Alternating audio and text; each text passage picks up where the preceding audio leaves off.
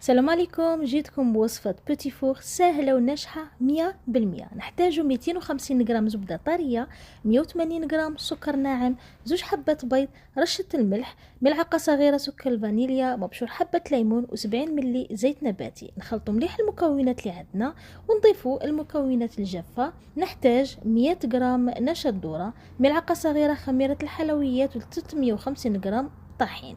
نخلطوا مليح المكونات حتى نتحصلوا على عجينة تكون طرية. نعمروها في كيس حلواني ونشكلوا وريدات بهذا الشكل، ونعمروا الشكل الأول بمربى المشمش كما راه موضح في الفيديو، والشكل الثاني راح نشكل وريدات صغار بهذا الشكل.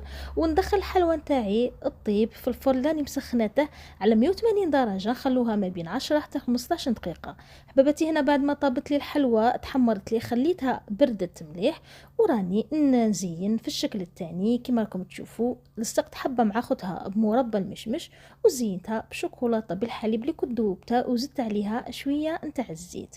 حبابتي هذه هي الحلوه نتاعي في شكلها النهائي. تحصلنا على شكلين، صدقوني تجي كما تاع المحلات، خفيفه وتذوب في الفم. جربوها وراح تنال اعجابكم.